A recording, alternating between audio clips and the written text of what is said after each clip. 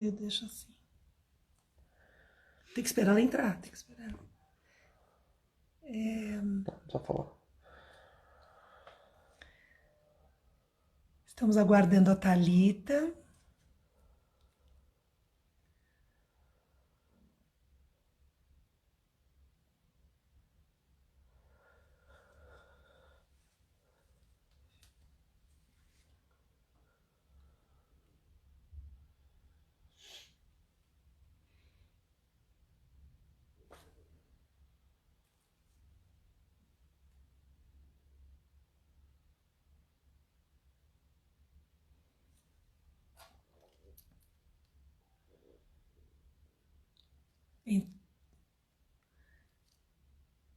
Valesca, Marina, estamos ainda aguardando a Thalita. Vamos aguardar um pouquinho mais. Ela deve estar entrando, que é a nossa convidada de hoje.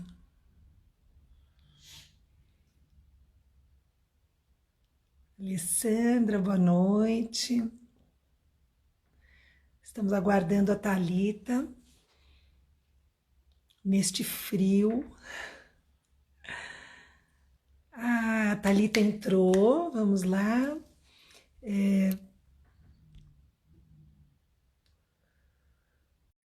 Vamos ver se nós encontramos a imagem da Thalita. Acho que. Oi, Ah, tudo bem! Boa noite, boa Thalita! noite, tudo bem? Eu estou ótima aqui, preparada para falar de um assunto que sempre me preocupou. Aliás, eu nasci preocupada com esse assunto, porque mãe e É avó muito, eram, muito importante mesmo. eram extremamente preocupadas. Vamos conversar um pouquinho antes que as pessoas entrem, né? O pessoal está começando a entrar. Sim. Então, esse assunto para mim é extremamente interessante, porque eu tenho obesidade mórbida na minha família, dos Sim. dois lados. É. Então, eu me lembro que de pequena, minha mãe e minha avó preocupadíssimas que eu seguisse o caminho delas, então era em casa uma preocupação constante. É. E depois a gente vai falar um pouquinho sobre isso, né? Assim, o que isso gera no futuro É, quando a gente tá em frente assim, a um prato de doce, é as verdade. A proibições, consequência, né? né? O que vão gerar. Mas eu acho que já vou te apresentar. Tá Vamos ótimo. começar? Então Vamos, vamos. claro. A Thalita, ela é nutricionista. Hoje ela vai falar um pouquinho para a gente sobre obesidade infantil. Eu conheço a Thalita já há muitos anos. Ela Muitos tinha uns anos. 13 anos. Ela, É. era, ela estudou no Pentágono e hoje eu chamei os professores para te ver, Você viu Thalita. só que honra? Pois é, os coordenadores, professores, diretores, e todos muito felizes, né, de saber que você está super bem, que você já há alguns anos escreve na revista Viva sobre nutricionismo Pelo menos um ano infantil. e meio já escrevo para lá. Eu vejo, eu via sempre, e porque como é um assunto que me interessa bastante, eu falei, bom, a Thalita vai ser nutricionista dos meus netos no futuro, né? Com o Porque maior a prazer. Porque a tendência genética, tomara que fique tudo bem, mas pelo menos É, você vai fazer um trabalho de prevenção, com já que nós certeza, com temos a certeza, carga genética, né? com Mas certeza. então, é isso. Eu queria falar um pouquinho que a Thalita, ela fez nutricionismo na Unicamp e fez uma Isso. pós-graduação também, que eu nem tinha, eu nunca ouvi falar, nutrição materno-infantil. E Exatamente. É uma área que vem crescendo muito aqui no Brasil, principalmente. isso, eu queria que você falasse um pouquinho sobre essa prática, porque inclusive eu vi clínica e ortomolecular, né? E aí eu Isso. queria entender um pouquinho, explica um pouquinho para a gente essa prática, essa associação de mãe e bebê. Tem a Ótimo. palavra. A nutrição materno-infantil, então, qual que é o público-alvo, né, da nutrição materno-infantil? Além das mães, que já é o materno, já está englobado, e o infantil, que são crianças, ela também atende a questão das mulheres que estão tentando engravidar. Então, que são as tentantes. Porque com a nutrição materno-infantil, a gente consegue otimizar a fertilidade. Então, não só da mulher, mas como do homem também. Porque muitas vezes, quando a mulher não consegue engravidar nas primeiras tentativas, a maioria das pessoas acabam culpando a mulher. Mas também tem a questão do homem, né? Então, a gente consegue, junto com a nutrição materno-infantil, otimizar essa fertilidade do casal. Então, para as mulheres que estão tentando engravidar, para as mulheres que já estão grávidas, gestantes, para o bebezinho que acabou de nascer, então consultoria em amamentação, aquelas mães que têm dificuldade na pega do bebê para amamentar, que não consegue amamentar, quer produzir mais leite. Então, toda essa questão também da amamentação e introdução alimentar com um bebê de 6 meses. Então, a gente consegue guiar toda essa introdução alimentar e até crianças de 12 anos, 13 anos. Então, pega a faixa etária, né? Pega o público-alvo, desde a mulher que está tentando engravidar até o filho dela com 13, 14 anos de idade. Então, é uma faixa etária, é um período muito importante para todo o desenvolvimento daquela criança, da gestante, para o resto da vida. Você falou que há algumas mães ou mesmo pais que às vezes estão querendo engravidar e têm dificuldade. Tem a ver o peso, parece que da mulher sim, mas do homem tem alguma coisa, tem alguma associação? Ou... Tem. A questão genética do homem também interfere 50%, né, dessa formação desse bebê durante a gestação.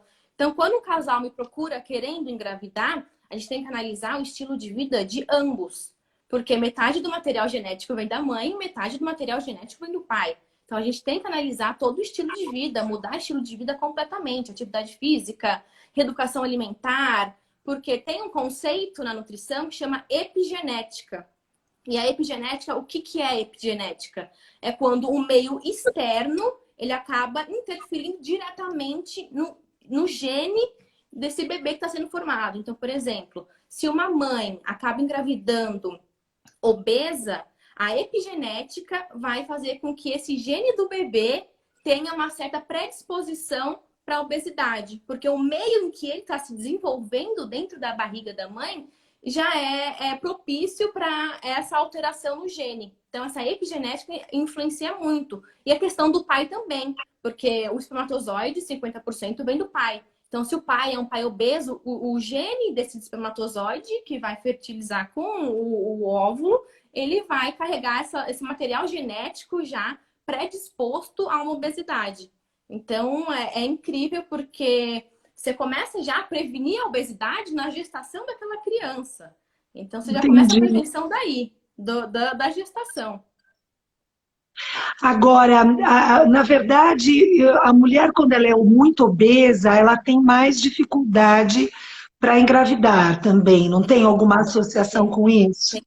Tem mais dificuldade, questão da UIMC, né? Porque assim, a Sim. mulher obesa, ela, querendo ou não, ela tem um déficit nutricional. Não calórico, mas nutricional. Então, falta alguns tipos de nutrientes que são essenciais para a concepção e fertilidade do futuro bebê. Então, a mulher obesa tem que primeiro fazer todos os exames, toda a suplementação adequada para ela, manipulada exatamente para ela, bem individualizada, para conseguir, e além de perder o peso, né? Perder o máximo que puder antes de engravidar. Porque a tendência quando você engravida é ganhar mais peso. Então, se você já engravida obesa e ganha mais peso durante a gestação, o risco dessa criança já nascer com uma certa diabetes ou até a mãe desenvolver diabetes gestacional é muito alta. Então, já começa daí a prevenção, na gestação. Tá. E assim, parece, né? Eu vi um vídeo seu no seu Instagram É o que GTV. me chamou, pois é, que me chamou muito a atenção, porque eu não sabia. Você disse que naquele vídeo, eu queria que você repetisse, falasse, explicasse para a gente aqui, parece que a mulher, quando está grávida, e aí eu me incluo, que comi muitos doces, né? Eu só não bebia bebida alcoólica, mas a comida eu me divertia. E parece que isso pode trazer um hábito inadequado também para o bebê, né? Sim, Ou sim, explica um pouquinho sobre isso. exatamente. Porque o que acontece? O bebê, ele já começa a formar o hábito alimentar, o paladar dele, a partir da 16ª semana de gestação. Então, a partir dessa 16ª semana da gestação, ele já consegue engolir, ele já consegue sentir sabor, ele já consegue sentir o cheiro do líquido amniótico. E o paladar, ele é formado por tudo isso, pela essa junção dos sentidos. E se com 16ª semana ele já começa a engolir, a sentir gostos e cheiros, o hábito alimentar dele já começa a ser formado. Então, provavelmente, o que uma mãe comeu bastante durante a gestação e o filho teve contato, quando ele nascer e tiver contato com esses outros alimentos, a chance dele gostar desse alimento é muito maior. Entendi. Inclusive, quando eu faço introdução alimentar das minhas crianças lá do consultório, as mães perguntam, mas por onde que eu começo? Como que eu começo? Eu sempre falo, começa pelo alimento que você comeu bastante durante a gestação, desde que seja saudável. Não adianta ser milkshake, hambúrguer, Olha, também, né? interessante. Mas assim, é sempre batata, é certeiro. Então, Tá. se a gestante tem um hábito alimentar ruim, a chance dessa criança nascer, crescer com hábitos alimentares ruins também é muito grande. Por conta da epigenética, né? Que foi o que eu tinha falado agora no comecinho, de que tudo que a mãe come interfere diretamente na formação do bebê, nos genes, dentro da célula do bebê. Então, é um mundo, né? Um mundo. Tá. Fala um pouquinho para a gente em relação à prevenção das doenças infantis ou mesmo adultos. Faz uma sequência aí que você acha pertinente aí para esse nosso momento, Nó para Saber. Eu fiz uma colinha aqui para não esquecer de passar nenhuma informação. Então, como que a gente pode prevenir a obesidade infantil, né? Com essas crianças. Então, eu listei 6 pontinhos para a gente poder falar aqui. Então, o primeiro ponto... Deu uma congelada. Thalita, deu uma congelada aí em você. Enquanto a Thalita não volta, eu vou contar um pouquinho. Oi? Voltou? Thalita, voltou agora. Então, você ia começar a falar dos 6 pontos, Tá, e ótimo. aí pode continuar. Tá bom, então vou listar aqui 6 pontos. Isso. 6 pontos sobre como que a gente pode prevenir a obesidade infantil. Não é a questão da criança que já está obesa e a gente vai tratar, não, é prevenção. Então, o primeiro ponto é a amamentação. Então, a amamentação a gente consegue prevenir. Então, é uma recomendação da Organização Mundial da Saúde que a criança seja amamentada exclusivamente até os 6 meses, mas também eles orientam que essa amamentação continue pelo menos até os 2 anos de idade. E o porquê? Porque o leite materno, ele é o alimento mais rico do mundo. Não existe alimento mais poderoso do que o leite materno. As fórmulas infantis, elas são essenciais para uma mãe que não consegue amamentar, sim. Mas o leite materno, ele é vivo. Ele tem todos os anticorpos que a mãe tem. Então, acaba passando toda essa proteção de doenças crônicas, como obesidade e diabetes para a criança. Então, a amamentação é o número 1 de prevenção contra a obesidade infantil. O número 2 é a alimentação equilibrada e adequada, né? Porque a gente sabe que de muito tempo para cá, a alimentação está muito alterada, está muito cheia de ultraprocessados, por conta da rotina que os pais levam, que a mãe leva, que o pai leva. Então, eles acabam apelando para esses alimentos que são mais fáceis, né? Que são mais práticos do que cozinhar todos os dias. Então, uma carne enlatada, uma lasanha já congelada, fast food. Então, pela praticidade, os pais acabam optando por esse tipo de alimento. Só que a gente sabe que se a criança come mais caloria do que ela gasta, ela vai engordar. Então, esse segundo ponto é a questão da alimentação adequada e bem equilibrada, não só para a criança, mas para a família inteira. O terceiro ponto, realmente, é a atividade física. Então, como eu falei, de tempos para cá, a atividade física das crianças vem diminuindo drasticamente. Com aparecimento desses smartphones, de tablets, de videogames. Antigamente, as crianças brincavam na rua. Na minha época, as crianças brincavam na rua também. Depois ali começou a diminuir essa atividade, mas brincar na rua, pular corda, amarelinha. Hoje em dia as crianças não fazem mais isso. Então o gasto energético dessas crianças é mínimo. Se gasta pouco, consome muito, vai engordar. Então, já falamos de amamentação, alimentação equilibrada, atividade física. O quarto ponto, os pais eles precisam controlar a quantidade de tempo, né? As horas que as crianças ficam nesses smartphones. Precisa ser controlado.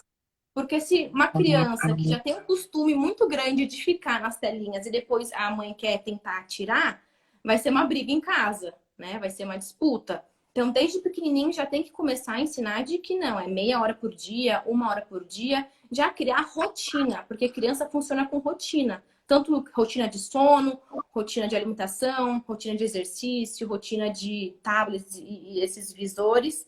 Então, controlar esse tempo de exposição às telas. E o número 5 e penúltimo é a questão realmente do sono. A criança, para ela poder ter essa prevenção da obesidade, a criança ela precisa dormir bem.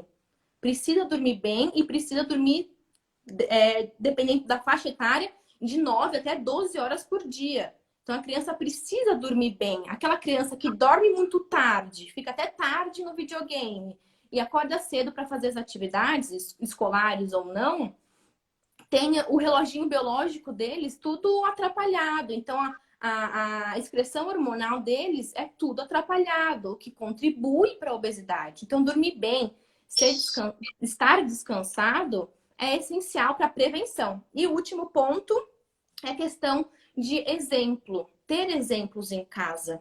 Porque aquela família que a criança é gordinha, a criança é obesa, mas os pais não.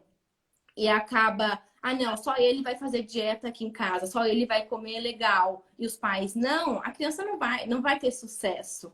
Então os pais precisam dar exemplos para essa criança se espelhar, porque a criança ela não aprende, ela não nasceu com o instinto de comer bem.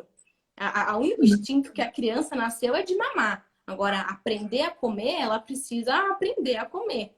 Então, ter exemplos em casa também é essencial. Então, esses foram alguns pontos que eu listei aqui, que para prevenção são essenciais.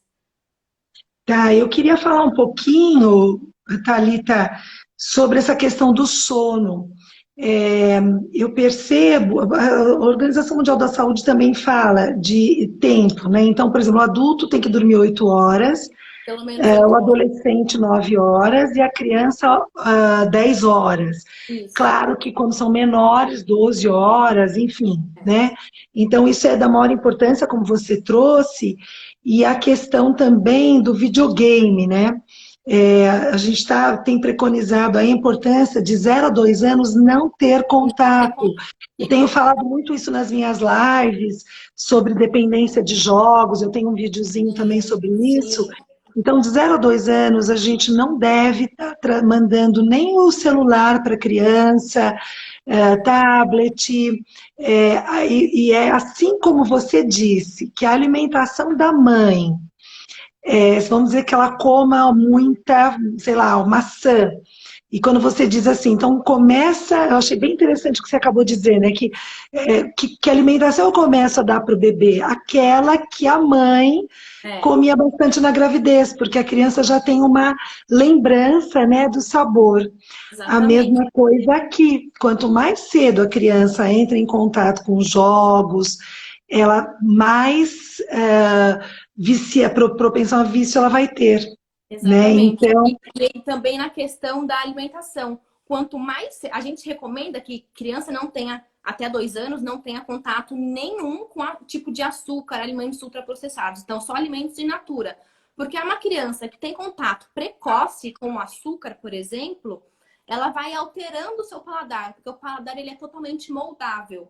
Então, se uma criança com menos que 2 anos já começa a ter contato com alimentos açucarados, bolachas, pirulitos, balas, doces, ela vai acabando por alterar o seu paladar para esses alimentos mais palatáveis, porque eles são mais palatáveis, eles gritam na boca, né? Agora, por isso que eu atendo muitas crianças com seletividade ou dificuldade alimentar que não consomem frutas nem legumes, porque aí eu pergunto o histórico da criança, eles começaram a comer bolacha recheada, refrigerantes, com menos de 2 anos de idade. Então, com certeza, essa criança vai ter esse paladar moldado para esses alimentos que são mais palatáveis, que são os alimentos ricos em gordura e açúcar.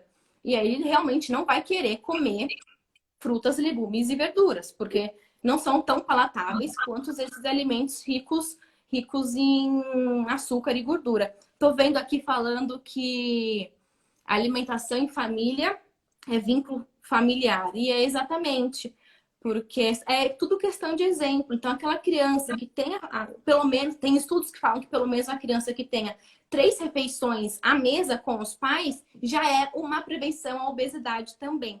Porque acaba criando um vínculo com a família durante a refeição, que é um momento muito único e muito sagrado, que não pode também ter nenhuma distração. Então, televisão, rádio, som, brinquedo, distrações para a criança comer também não são interessantes, mas isso aí também é um outro assunto que Sim, aborda mas que é, outras... sim, mas que é super importante. Foi até o Zé Carlos, que também é do Alfa Saber, ele é pediatra e antroposófico. Ele trouxe essa questão da importância de você não ter televisão à mesa, né?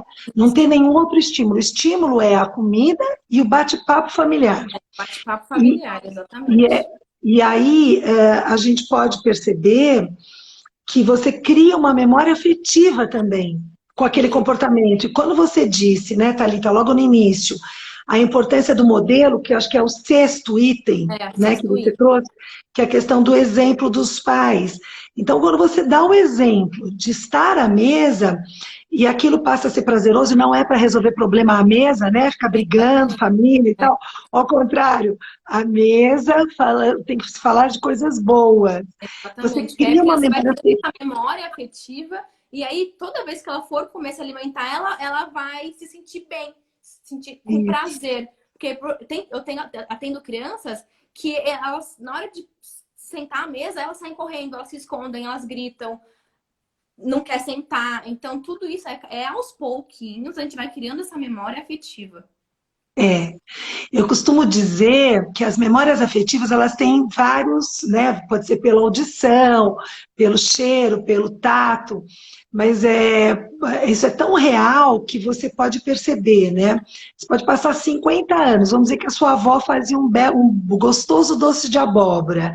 Você tem 50 anos, quando você sente o cheiro do doce de abóbora, automaticamente, involuntariamente, você pode lembrar da sua avó. Eu só queria Exatamente. fazer esse paralelo porque ele é muito real, né? A neurociências hoje explica, né, essas questões. É muito importante ter essas memórias afetivas, principalmente na hora da refeição. Não só para crianças que são obesas, mas principalmente para aquelas crianças que são seletivas, que têm dificuldade de alimentação. Então, é muito importante realmente criar essas memórias afetivas com o alimento e com a situação, né? Com os pais, todos à mesa. É muito importante, realmente. Sim, sim. E dando continuidade, assim, os riscos, né? Não sei se você pode falar agora ou depois dos riscos. Não, podemos falar, não tem problema Tá, não. Então, a gente já falou aqui de prevenção. Agora, isso. sobre os riscos da obesidade infantil. O que acontece? A gente sabe quais são os riscos da obesidade, né? Principalmente em adultos. Os riscos da obesidade infantil, eles são basicamente os mesmos. Só que a gente tem que levar em consideração que a obesidade infantil começa muito antes da obesidade do adulto. Então, se começa muito antes essa obesidade infantil, as consequências, as doenças vão aparecer muito antes também. Então, é sempre importante a gente ter isso em mente, porque uma criança gordinha não é fofinho, não é bonitinho, né? E é o que eu sempre falo para os meus pequenininhos que são obesos. Eu não estou preocupada com a sua estética. Óbvio que a gente fica preocupada com a sua estética, mas é consequência com a saúde. Até porque a obesidade, ela não tem só risco com as doenças crônicas, que a gente já conhece, que são a própria obesidade durante a vida adulta. Então, crianças que são obesas com até 12 anos, a chance delas serem adultos obesos para o resto da vida é muito grande. Então, crianças obesas até 12 anos serão provavelmente adultos obesos. E a questão também de desenvolver diabetes, colesterol alto, ter pressões arteriais alteradas, problemas no desenvolvimento ósseo, de cartilagem, de músculo. Então, tudo isso é consequência da obesidade infantil. Então, quanto mais cedo a gente conseguir tratar, prevenir, melhor.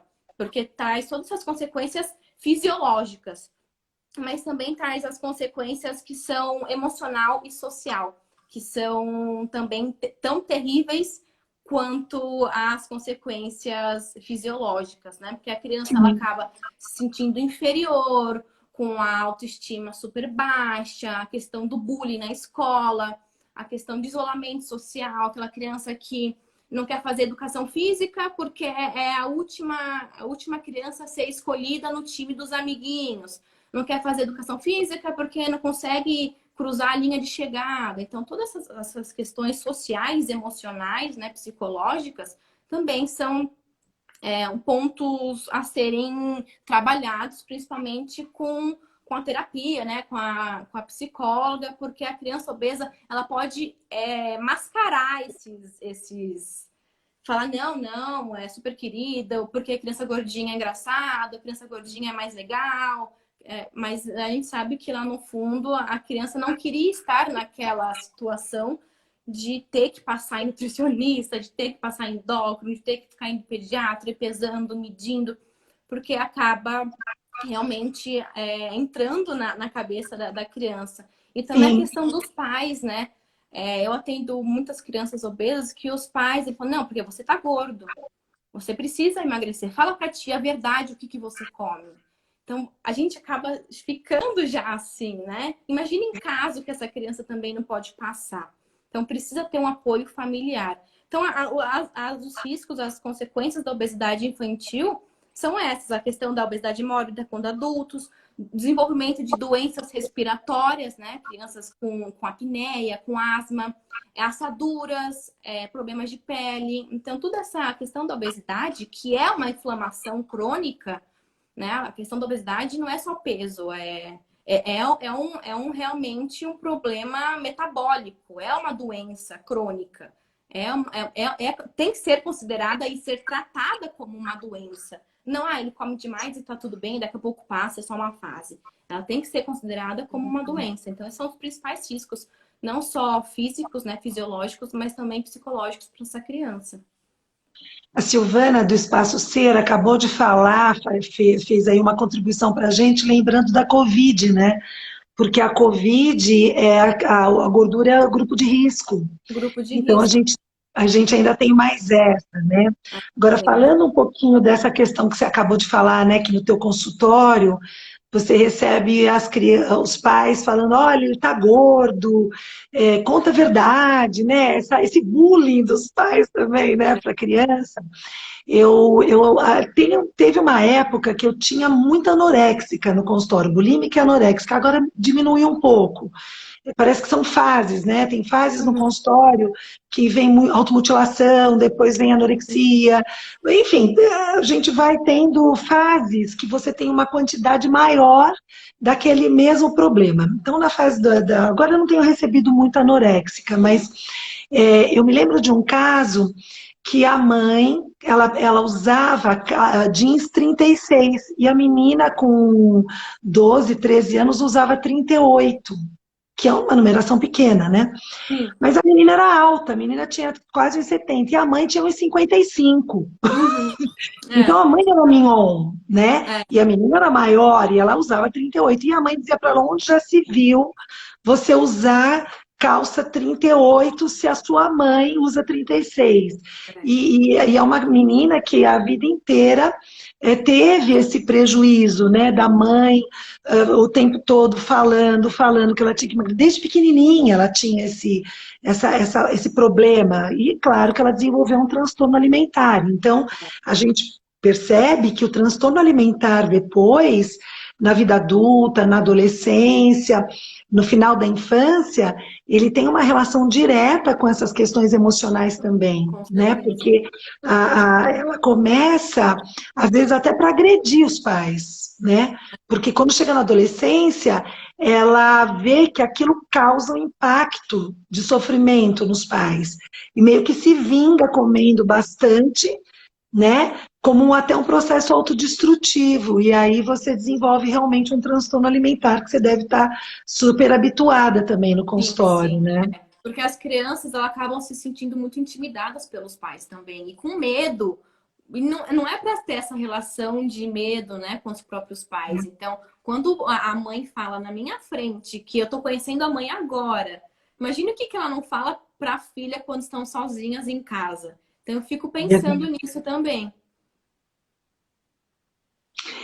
Eu vou contar uma coisa para você. Os meus pacientes até sabem disso. Eu tinha um irmão atleta e ele tinha uma super alimentação. Ele foi campeão brasileiro de natação, ele era super atleta, bom atleta. Uhum. E na hora do café dele, do lanche dele, ele tinha muito carboidrato, chocolate, e eu tinha que sair da mesa. E minha mãe guardava no cofre doce de leite, chocolate dentro do cofre, só que eu sabia o segredo. E ela não imaginava que eu sabia o segredo.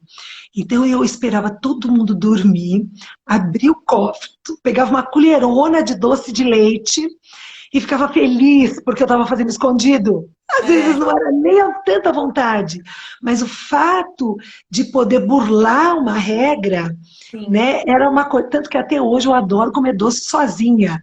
Eu não Uhum. preciso esconder, mas ir numa doceira e degustar um doce sozinha me dá um prazer enorme.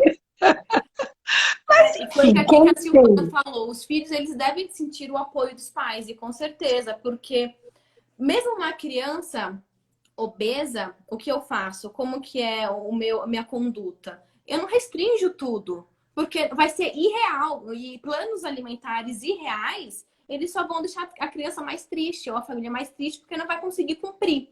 Então eu não restringo. Então, quer comer um pedacinho de chocolate? Vê se você realmente está com vontade de comer um pedacinho de chocolate e saboreie esse chocolate com a sua família, compartilhe, converse sobre o sabor, sobre o gosto, sobre o que você está sentindo quando você está comendo esse chocolate. Às vezes nem é tanta vontade assim de comer o chocolate.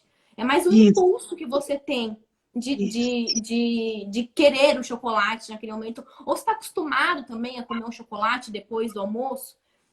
Então, eu nunca restringe, porque eu acredito que crianças que têm muitas restrições alimentares, elas acabam tendo marcas e para o resto da vida, porque você acaba restringindo a liberdade também da criança. Então, você Isso. tem que ensinar para a criança como se alimentar. Que existem momentos e momentos de comer determinado alimento.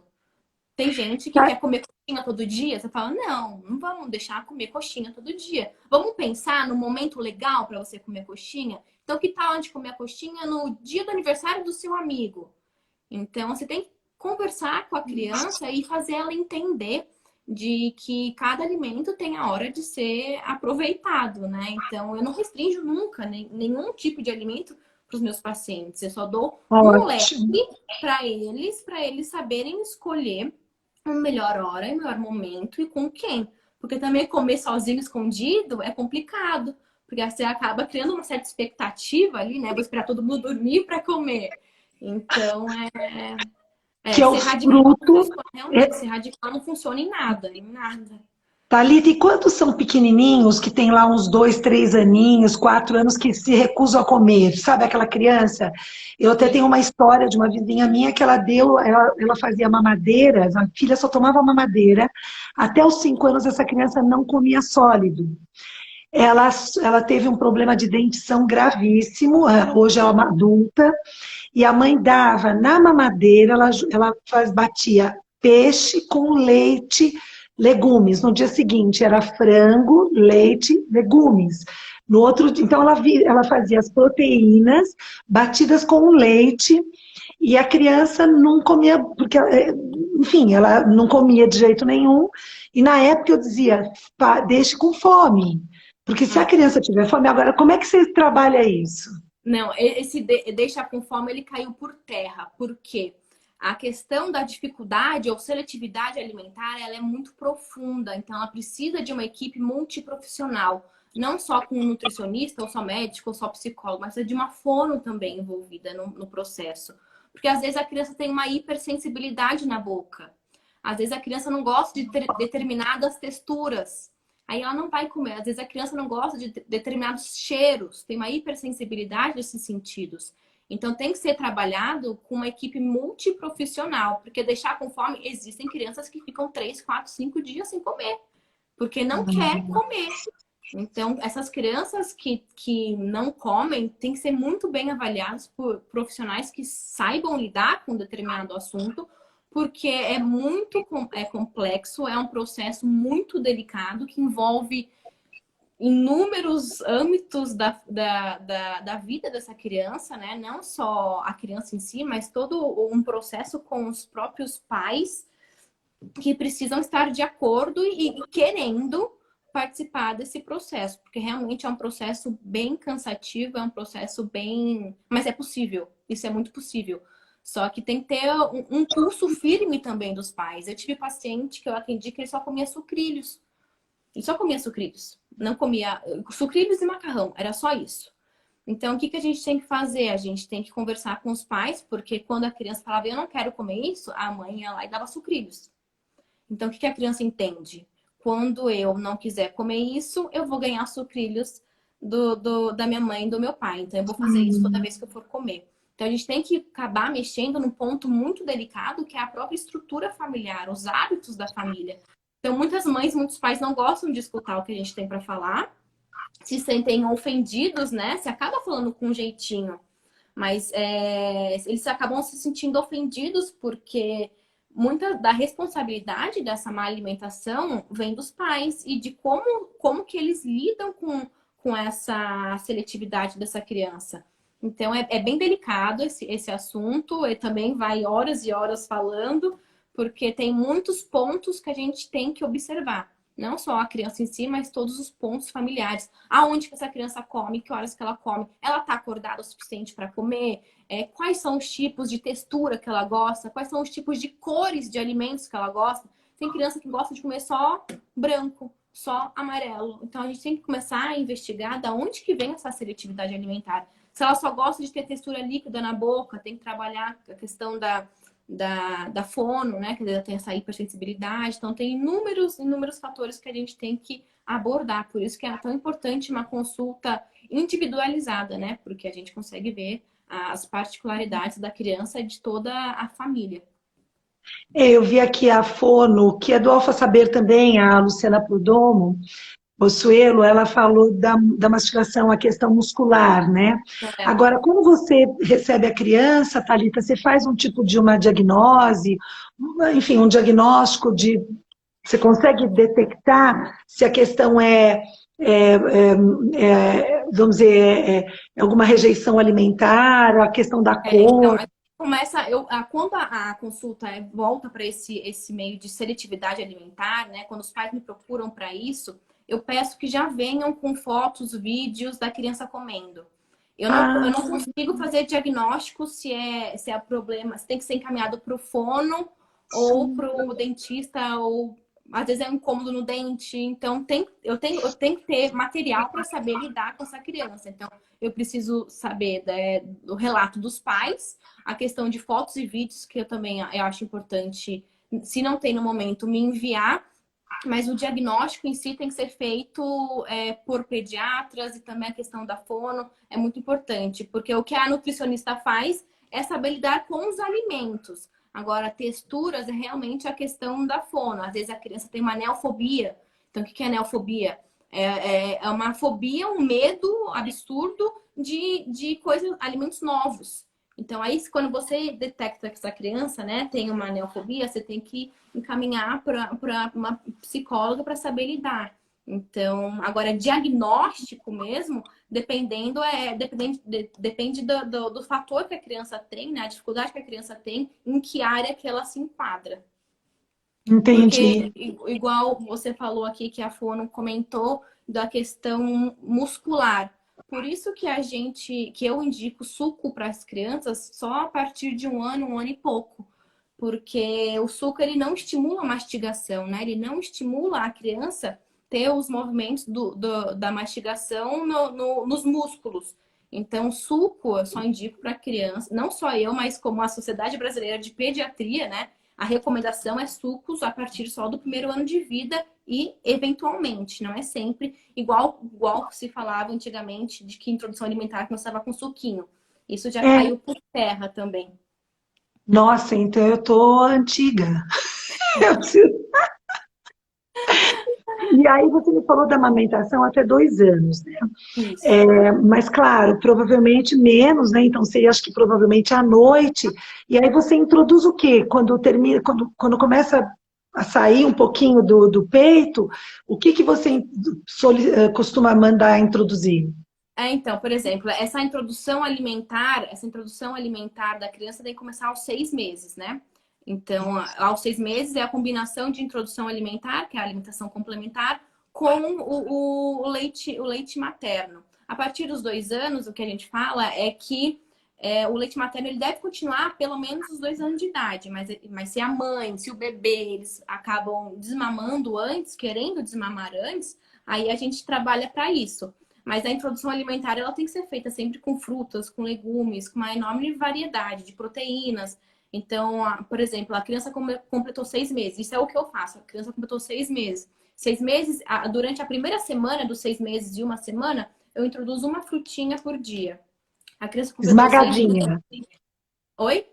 Esmagada, né? A frutinha Ou esmagadinha. esmagada, ou na questão do BLW. O BLW é quando a gente corta os alimentos numa forma maior para esse bebê ele ter essa autonomia da alimentação. Então, ele que pega o pedacinho da maçã, do que o alimento que for, e ele mesmo leva a boca, ele sente textura, ele sente cheiro, ele sente tudo ali. Então, ele Entendi. tem essa autonomia. Então, tem vários tipos de introdução alimentar, basicamente três, que é a BLW, que é essa do pedacinho, que é a amassadinha, e a participativa, que é uma mistura dos dois. Então, é isso que a gente consegue fazer. Então, a primeira semana da introdução alimentar, o que eu oriento? Uma frutinha por dia.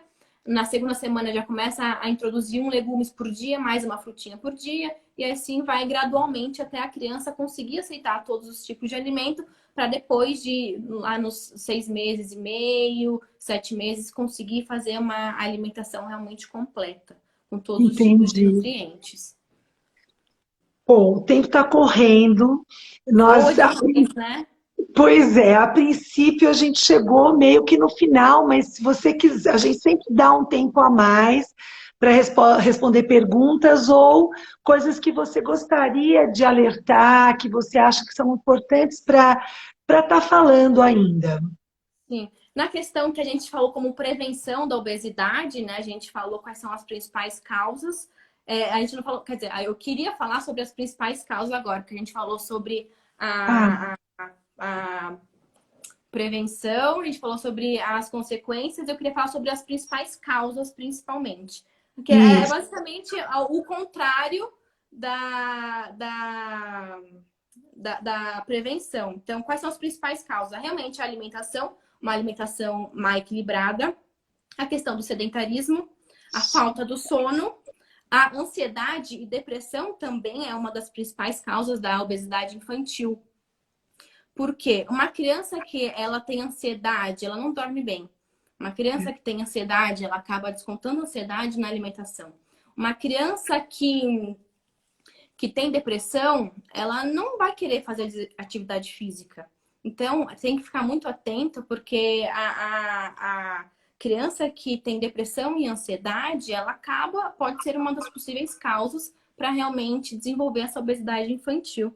E também os Sim. fatores genéticos e hormonais, que foi o que a gente falou no comecinho, de que fatores tanto da mãe e do pai, ele acabam influenciando diretamente na questão dos genes das crianças e na questão também da obesidade infantil. Então, essas são as principais causas: a alimentação, o sedentarismo, o sono desregulado, a substituição do afeto pela comida, exatamente, fatores genéticos, hormonais, e a questão também da ansiedade e depressão. Então, essas são as principais causas da obesidade infantil, que ela deve ser super combatida, porque, infelizmente, é um problema epidêmico aqui, principalmente no Brasil. Já é considerado uma epidemia a obesidade infantil. Sim.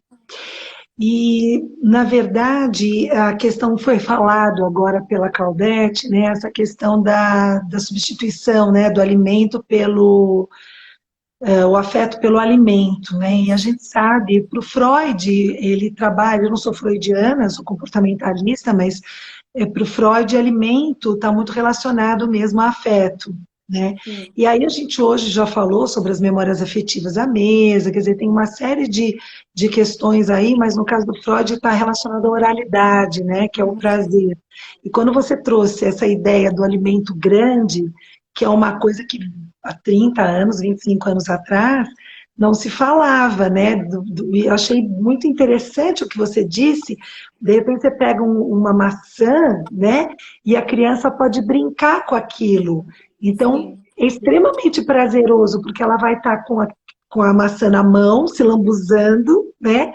E isso é extremamente prazeroso. E com certeza ela vai criar um vínculo com aquele é. alimento saudável mesmo. Exatamente.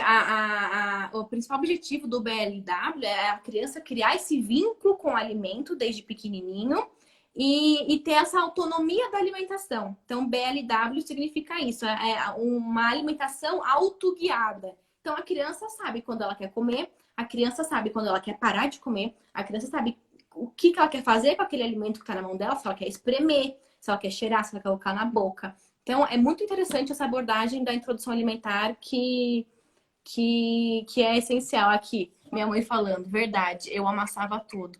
Então, há 30 anos atrás, não tinha essa percepção da importância da introdução alimentar.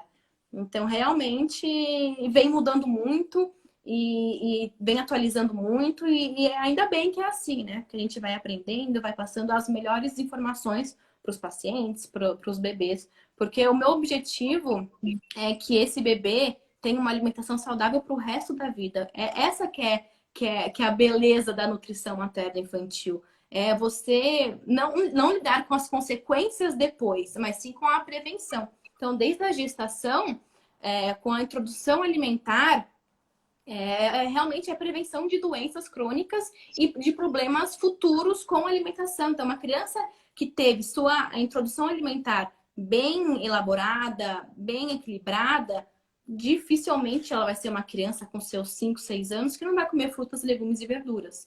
Então, realmente, a questão da nutrição materna infantil, eu acho essencial para todos os seres vivos, todas as mães que pretendem engravidar, todas as crianças que vão começar a comer, porque realmente é uma questão de alimentação muda tudo para o resto da vida. Então, a sua relação com a comida, a relação com o seu corpo realmente é essencial.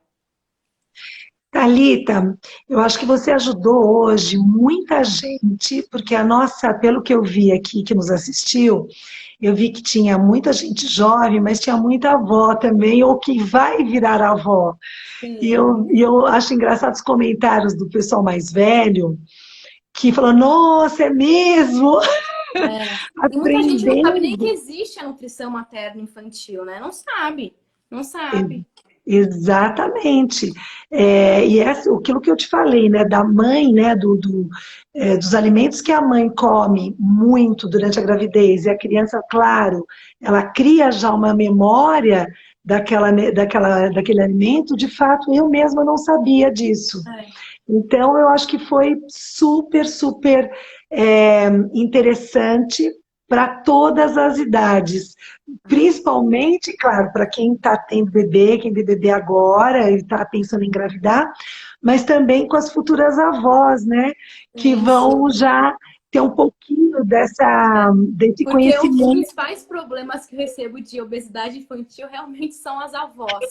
Então, a criança vai passar o dia na casa da avó, a avó enche de doce, de salgadinho, de essas coisas, e aí a mãe vem para consulta e fala: eu não consigo, a minha mãe não deixa, a avó dele não deixa, fala que não tem problema, que eu comi quando eu era criança e não morreu. Eu falo, o objetivo era matar, porque eu não entendi, né? O objetivo não é, o objetivo é você quer o melhor para essa criança. Tem uma Então, pessoa, Thalita, que escreveu aqui assim, né? Que estava dizendo sobre os temperos, que você acha que não precisa pôr muito tempero, né?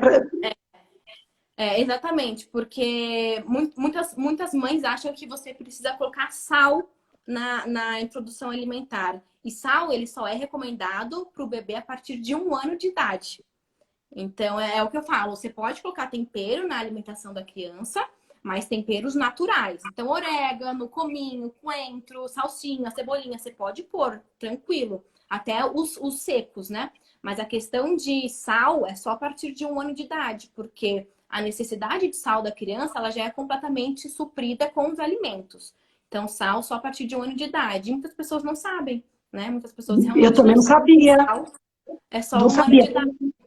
Bom, aqui E uma vai a outra dica, dica. A Silvana achou interessante a gente fazer uma live para as avós, tá? E vamos eu fazer também uma live para queria, as avós. e não deu tempo, porque eu também queria falar um pouquinho sobre os ganhos secundários em relação às pessoas mais velhas, né, que já têm o transtorno alimentar, Sim. mas não dá. A gente se empolgou aqui. Nós vamos ter que fazer outra sobre Não, a ganhos gente faz outra, não tem secundários problema. do transtorno alimentar, das doenças, né? Bulimia, anorexia, e para as avós, tá vendo? Nós vamos ter que Sim, voltar a fazer. tem vários temas para a gente fazer já. Thalita, olha, muito obrigada. Foi muito, muito, muito esclarecedor. E obrigada a todos que estiveram aqui conosco no Alfa Saber. E na sexta-feira agora, nós vamos ter o Aviador, que é de 15 em 15 dias. O Alfa Saber tem uma programação de cinema, que é uma live de um ator comigo, psicólogo, e a gente faz sempre uma abordagem da parte do cinema, né? E a parte psicológica dos personagens. E eu Ai, estou que legal. tentando trazer filmes com histórias reais. Nós fizemos um sobre aquele. Como é que é o nome? Prenda-me se for capaz, Tá. que era um rapaz que, enfim, fizemos essa live e agora vai ser sobre o aviador, que é uma história real. Ele tinha transtorno obsessivo compulsivo e o toque é uma doença que a gente percebe que a tendência depois da pandemia, mesmo agora, a gente vai começar a receber muito no consultório gente desenvolvendo toque. E esse filme fala sobre isso, por isso que eu escolhi esse filme, porque ele fala sobre esse transtorno e a gente vai falar um pouquinho do personagem. Chama-se O Aviador, esse filme. Ele tem no YouTube, eu acho que no Netflix ele não tem, precisaria procurar. Tá bom? Muito Eu que queria obrigada, agradecer, Thalita. eu que queria agradecer o convite. Eu amei, eu amei. Eu amo falar sobre isso, eu amo falar sobre a minha profissão, sobre. Eu sou apaixonada pelo que eu faço, né? Então eu ficaria horas e horas falando. E eu queria agradecer você, Isilda, a todas as pessoas também que estão assistindo, que foi incrível e passou voando, eu nem vi a hora passar. Eu também não. E o povo também não viu, porque tá todo mundo falando, nossa, mas já acabou, já acabou.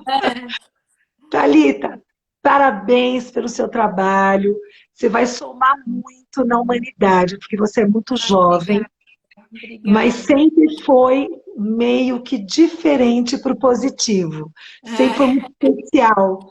E a gente sabe, né, que pessoas assim só têm a contribuir para o mundo. Então você vai ajudar muita gente, muita criança e muito adulto. Ai, obrigada, obrigada, Fica Isilda. com Grande Deus. beijo. Amém. Tchau. Tchau.